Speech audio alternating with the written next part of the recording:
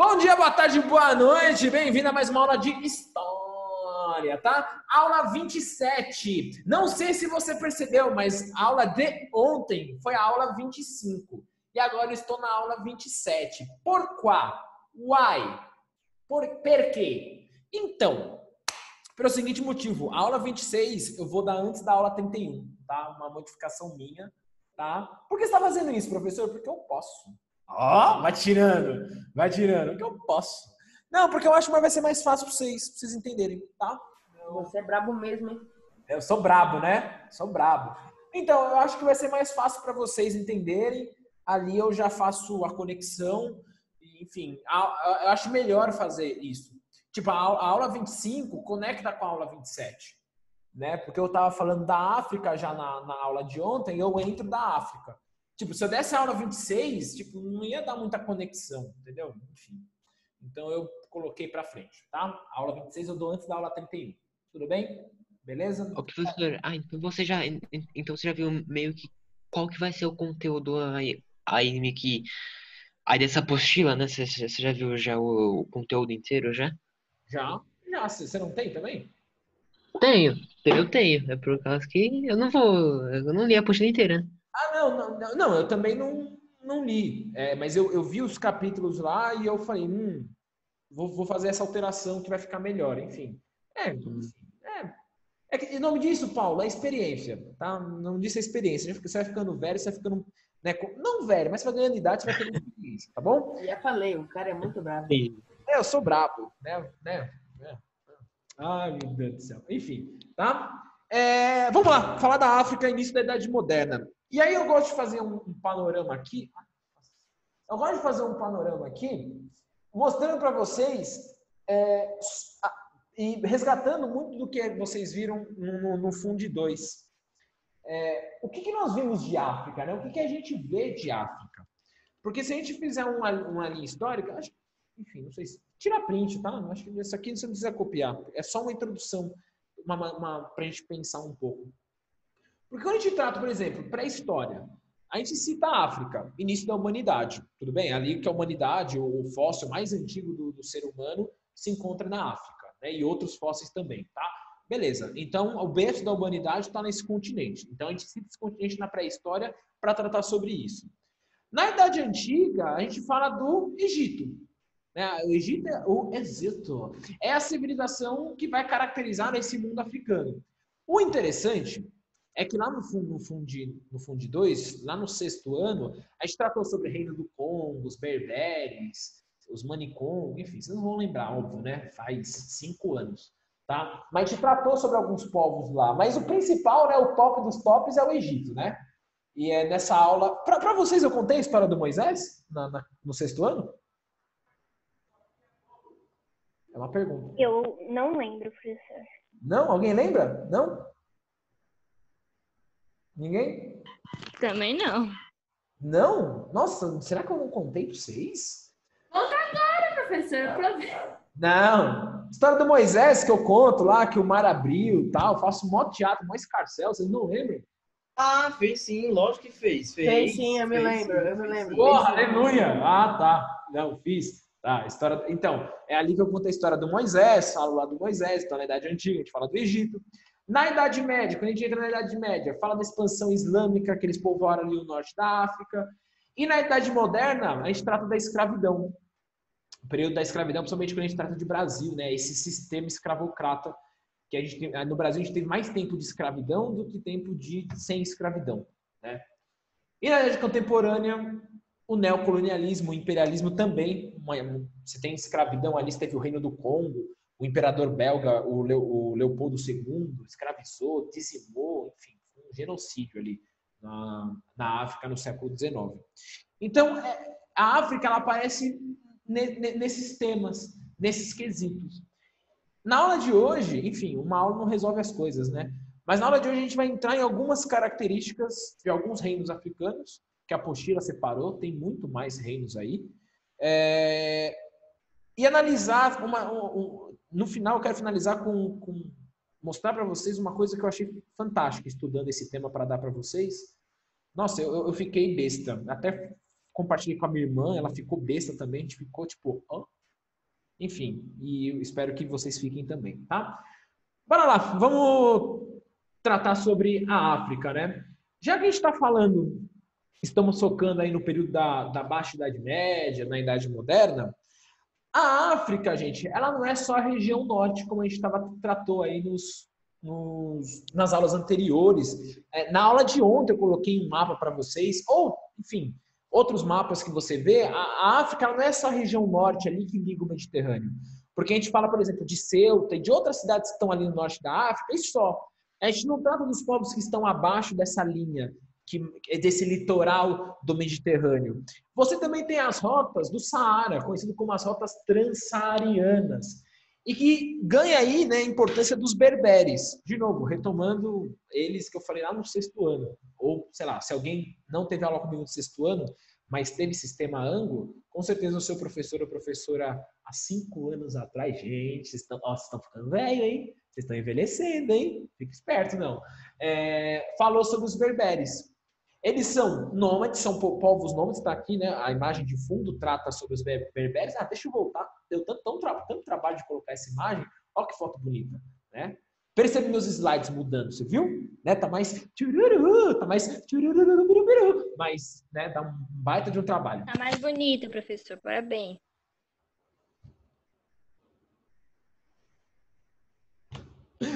Continuando. Vai virar youtuber.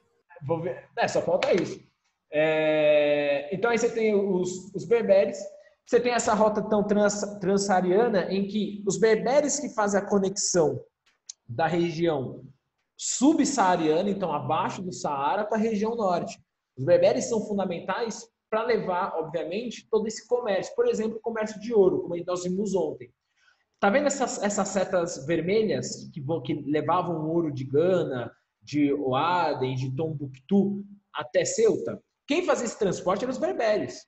Os berberes é essa civilização nômade que tem conhecimento, sabe andar no deserto.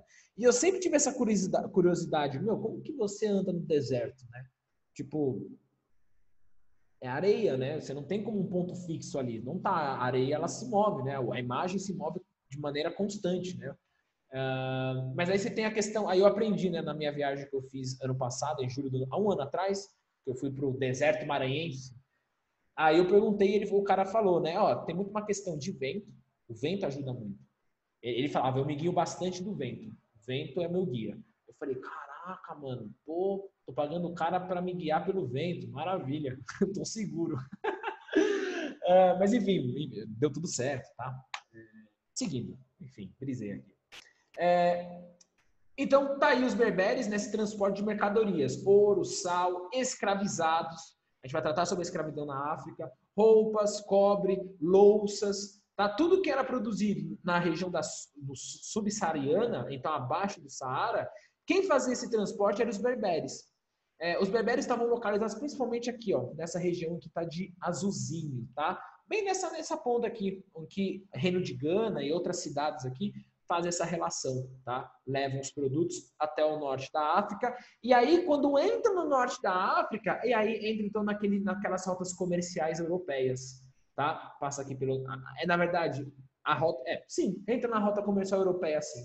Porque você tem as rotas muçulmanas também, o que está em verde, mas aí o que está em azul são as rotas europeias. Esse produto circula. Aí esse produto vai para todos os lugares, tem todos os fins possíveis.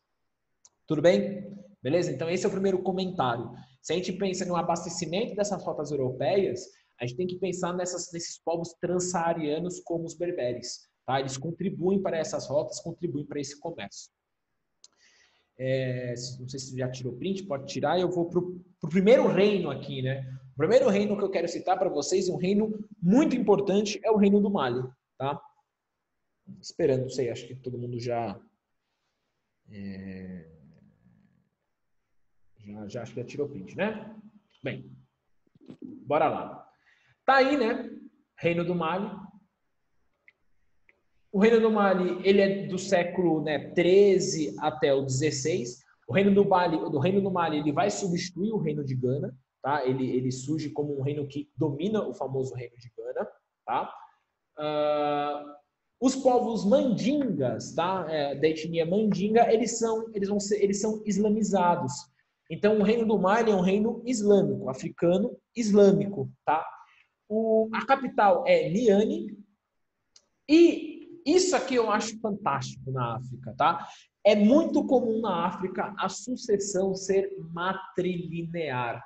O que eu quero dizer com matrilinear? A sucessão é feita através da mãe, da família da mãe. Então, se na Europa eu tenho uma sociedade que é patrilinear, vem através do pai, da família do pai, na África é extremamente comum ser a partir da mãe, a família da mãe que vai definir quem é o herdeiro. Tá? É o nome da mãe que vai seguir, não o nome do pai. Isso é muito interessante, essa já é uma tremenda de uma diferença em relação à nossa cultura, né? Aquilo que a gente está acostumado, né? Vigora sempre o sobrenome do pai. Por exemplo, eu não tenho o sobrenome da minha mãe. Hoje é mais comum, né? Na sociedade que a gente tem hoje, o filho pega o sobrenome da mãe e do pai. Eu, no meu caso, só tenho o sobrenome do pai e era o mais comum que tinha, quanto mais passado você for. Sobrepõe o nome do pai. Aqui na África é o nome da mãe. Tá? E o Reino do Mali vai ter um contato com o litoral.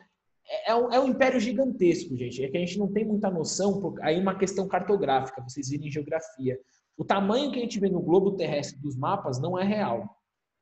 Né? Ou não no globo, mas nos mapas que a gente tem assim na lousa, sabe? As cartografias. O professor Cláudio deve ter tratado com vocês sobre isso. O tamanho não é real. Se você pega o mapa do continente africano, cabe China, cabe Estados Unidos, cabe Brasil, cabe uma porrada de países dentro do continente. O tamanho do Reino do Mali é o tamanho de mais de 2 países europeus. Aí pega a França e a Alemanha. É maior do que França e Alemanha juntos, o Império do Mali. Tá? É por causa da cartografia, a gente não tem muito essa noção. Tudo bem? Bem, a divisão acontece entre tribos aliadas e tribos conquistadas, isso é muito comum.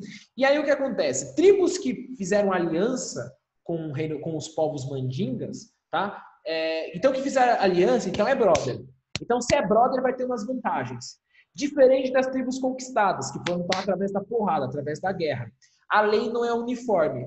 Dependendo da tribo que o Reino do Mali foi conquistando, se é tribo que fez aliança, então fez, vamos dizer, um acordo diplomático nessa anexação, ok? Você vai ter certas vantagens em relação a tribos que foram conquistadas. Então, foi uma conquista forçada, foi uma aliança forçada, né? Derramamento de sangue aí, obviamente, no caso, tá? O exército ele era organizado por lanceiros, arqueiros e cavalaria. E aqui é bem interessante. O uso de cavalos é uma técnica para a época, e até, enfim, a Primeira Guerra Mundial usou cavalos, para vocês terem ideia, tá? Como o cavalo, você tinha essa questão de você ter uma cavalaria que fornece vantagens, tá? Só que uma coisa interessante no Reino do Mali é que somente a tribo do rei, né, então o povo mandinga, que tinha a criação de cavalos. As outras tribos não poderiam ter criação de cavalo. Isso era uma forma, obviamente, de manter um exército mais poderoso. Você tem uma vantagem tendo o cavalo. Né? Você tem um animal veloz, rápido e que se atropela as pessoas. Tá? Você consegue fazer ataques, você está em cima, você tem uma vantagem. Tá? Obviamente que também tem desvantagem, gente, óbvio, mas você tem mais vantagens do que desvantagens usando a cavalaria, e então o rei tinha esse monopólio, tá? da cavalaria. Bem, seguindo aí, eu já terminei o slide. Qual que é o nome? Professor, Oi? uma coisa. Esse negócio aí de tribos, então não era tipo rei, coisa assim. Era mais cacique, coisa assim, né? Cacique. Não, tipo, quer dizer, tipo, índio, coisa assim, sabe? Tipo, tribo. Pensa em feudo. Pensa em vários feudos. Só que aqui você tinha um poder centralizado. Ah, tá. Acho que é mais fácil. Você tinha tribos, você tinha lideranças nessas tribos, mas que deviam satisfação ao rei, tá? Ao rei do Mali.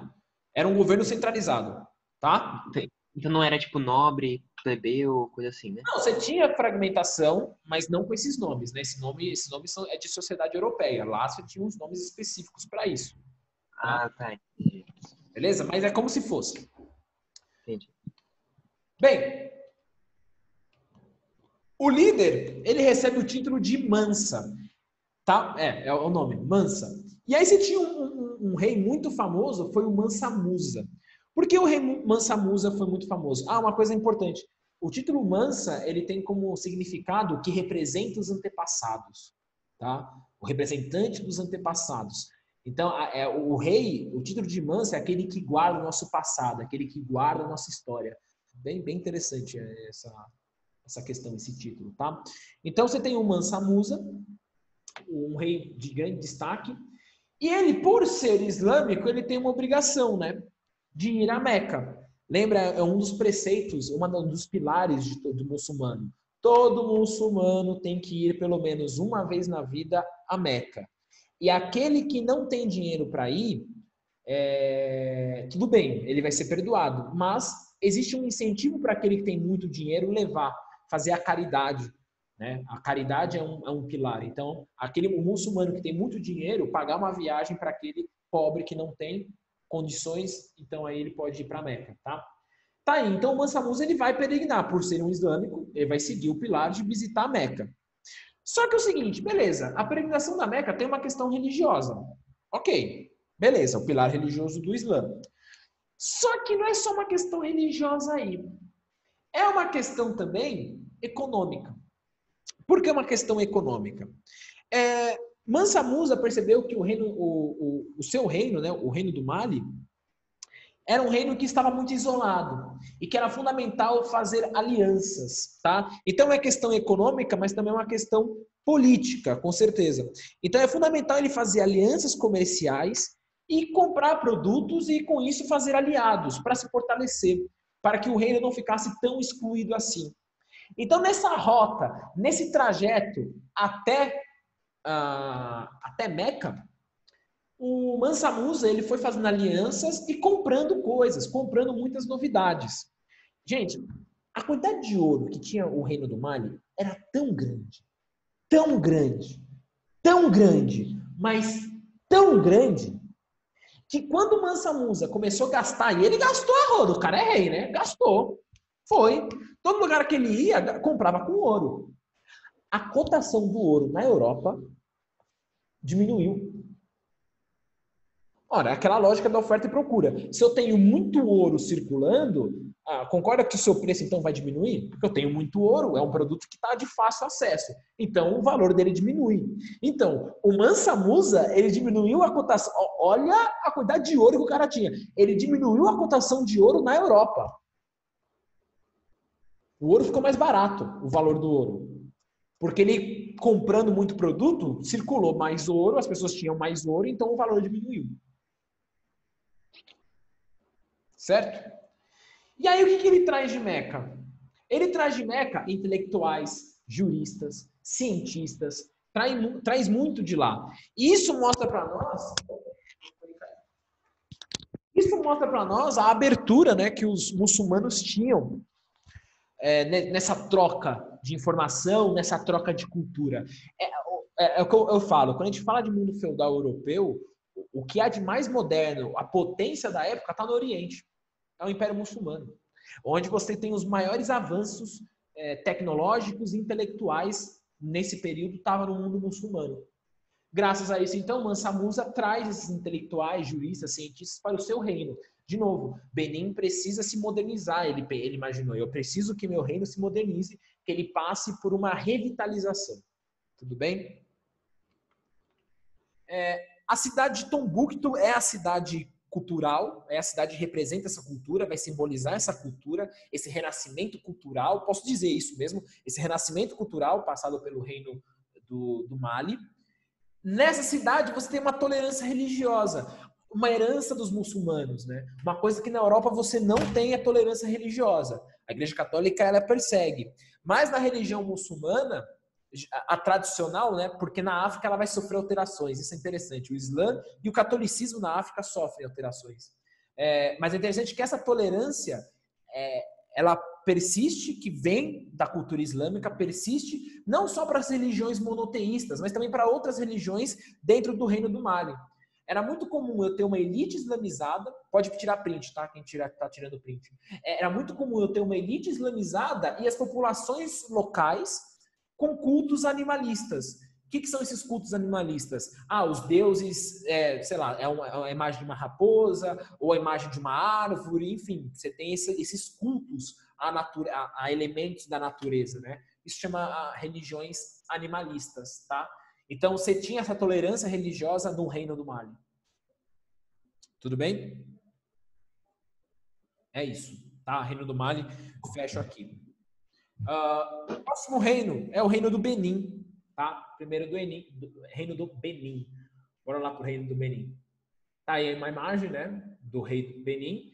O título dado ao rei do Benin, aqui, né? Você tem a região. O Reino do Benin é o Obá. Ai, ai, Obá, Obá, Obá. Já ouviram essa música? Mas que nada, sai da minha frente que eu quero passar, que esse samba está animado, e meu samba é samba. Sim? Não? Brisei? Conhece? Já. Sim, professor, conheço. Eu já ouvi, já ouvi. Já. Percebam, tá? Com a escravidão que o Brasil... com o sistema escravocrata, né, que o Brasil criou, você tem dessa cultura, né, que chega, africana, e aí você tem o termo Obá, tá? Que era o título de rei do Benin. Então, o primeiro Obá que tem conhecimento, evidência, tá no século XI, tá?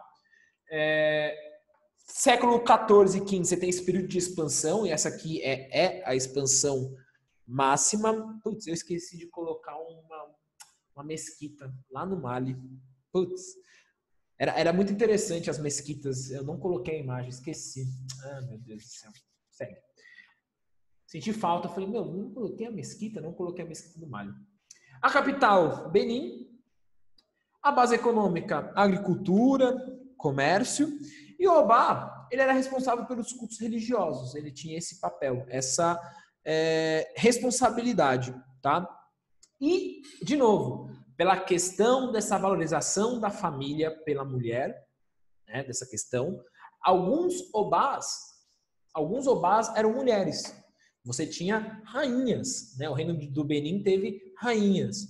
Pensando numa Europa em que você tem algumas monarquias, como todas menos a Inglaterra, a monarquia francesa, portuguesa, espanhola, enfim, você não aceitava o cargo às mulheres. A França, né, que é o símbolo dessa monarquia, né, o símbolo da monarquia absolutista, não teve nenhuma rainha, tá?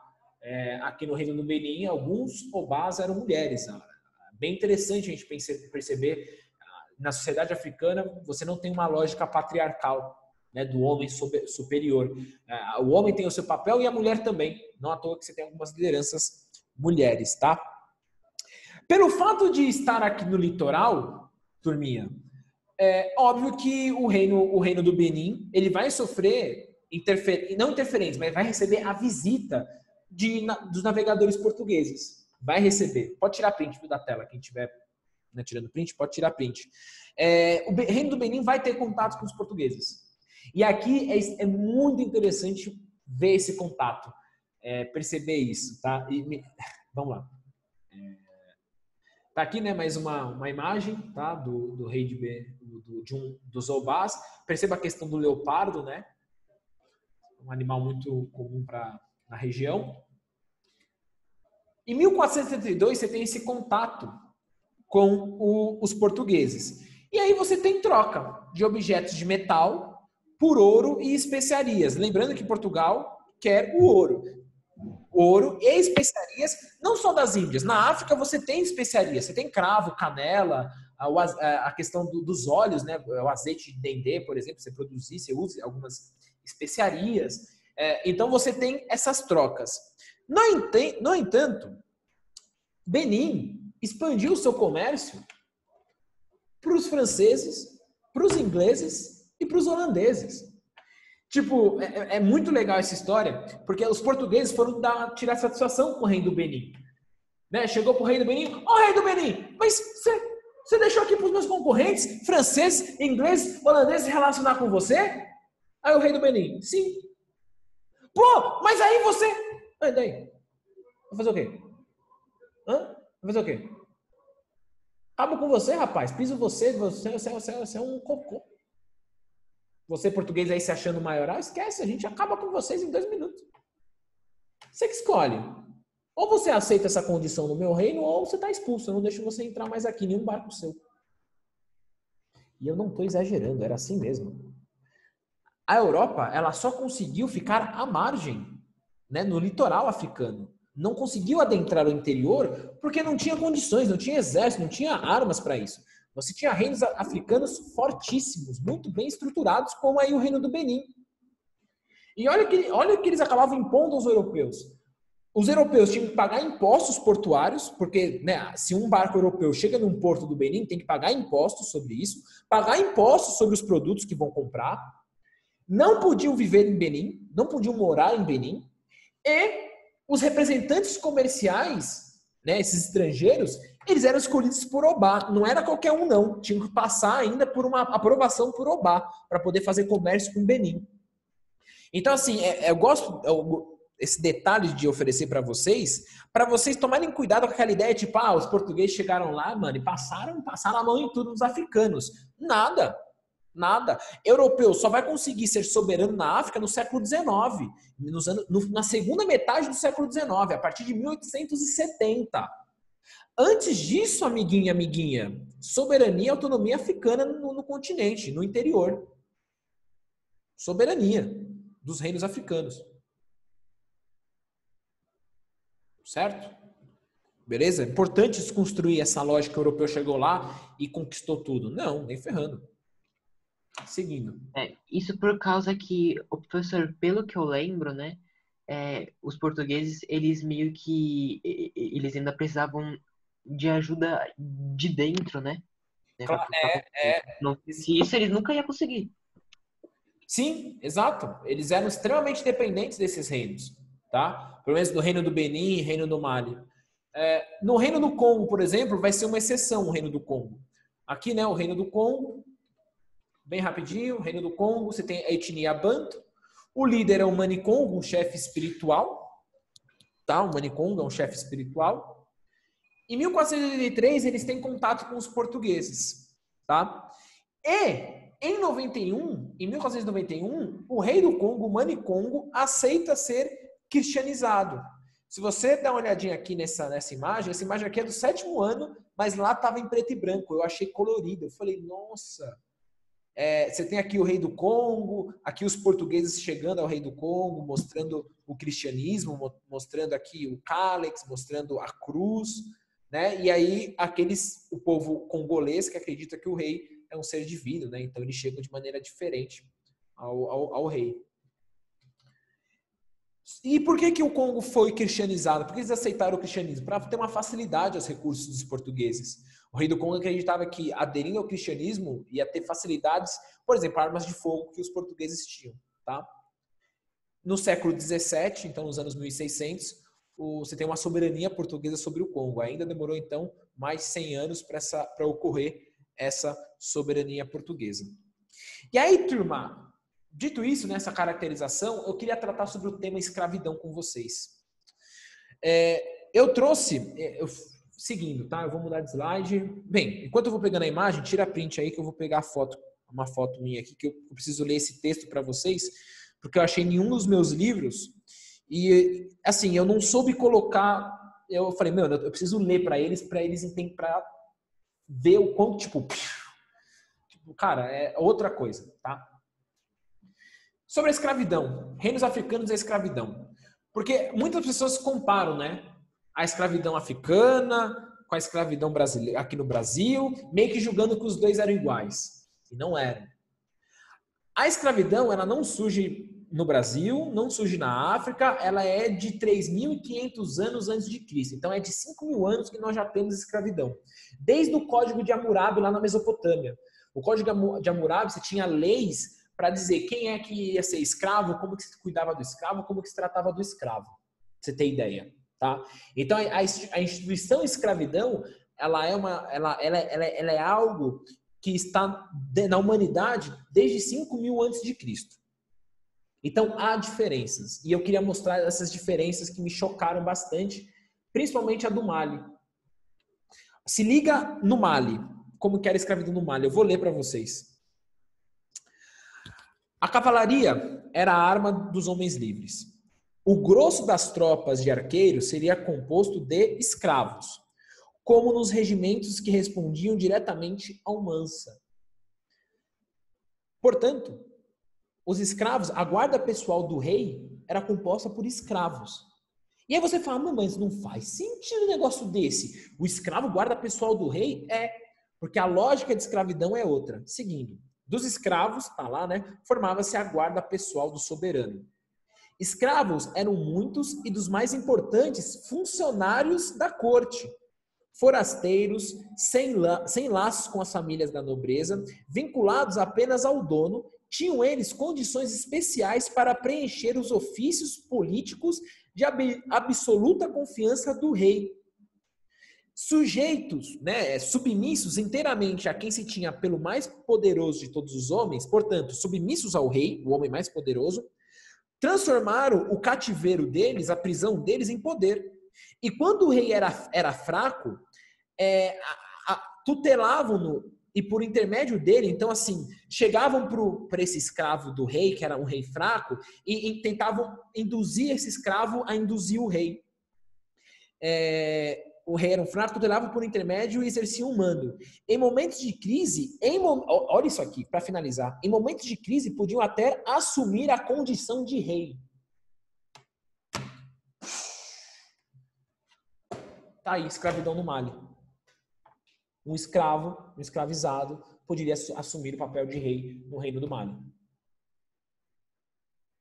Eu acho que, lendo para vocês isso aqui, tá claro para vocês que existiu escravidão na África? Sim, que é totalmente da brasileira, que é totalmente da Europa, que é totalmente diferente do mundo muçulmano. Fala, Vitor. E de onde que saíam esses escravos? Eram escravos de guerra ou por dívida? Então, você tinha, alguns escravos eram por dívida, alguns por dívida, aqui não está citando que tipo de origem do escravo. Só que, mas o que eu posso afirmar? Nessa região, a lógica do escravo não é uma lógica de inimigo, diretamente. Pode até ser um escravo por dívida, mas ele acabava adentrando a corte pelas relações que eram diferentes com a gente está acostumado a pensar. Aquela relação violenta. Não necessariamente era sempre violenta, então, aqui, no caso. E eu não tô falando, tipo, no Brasil também não, professor. Peraí, era estupro aquilo, gente. Não era amor, era estupro, tá? As relações, beleza? Não era amor, era estupro, tá? Aqui já é diferente. No Benin, restrições ao controle rígido da captura dos escravos pelos europeus. E o Congo, você tinha integração do escravo com a linhagem do senhor. Ele virava um parente do senhor, assumido. Diferente no Brasil. Era raríssimas as coisas que eram assumidas, as relações entre brancos e negros. O que eu quero finalizar aqui com você, que eu vou ter um minuto. A lógica escravocrata portuguesa do Atlântico, ela é diferente. Eu não estou falando que essa escravidão aqui é bonita, é linda. Não. Escravidão é ruim, é péssima. A pessoa não é livre. Mas a questão é que é uma escravidão diferente. Professor, Oi? eu não entendi muito bem essa parte da escravidão. Qual? O quê? Essa parte que você começou, quando você falou que começou a escravidão, eu não entendi muito bem. Tá, eu vou pedir então, eu vou interromper o vídeo, eu vou entrar de novo, tudo bem? A gente tem ainda mais, são 12:08, me dá mais 5 minutos que aí eu finalizo com vocês, beleza? Eu vou encerrar, vocês entram de novo, tá bom? Bora aí.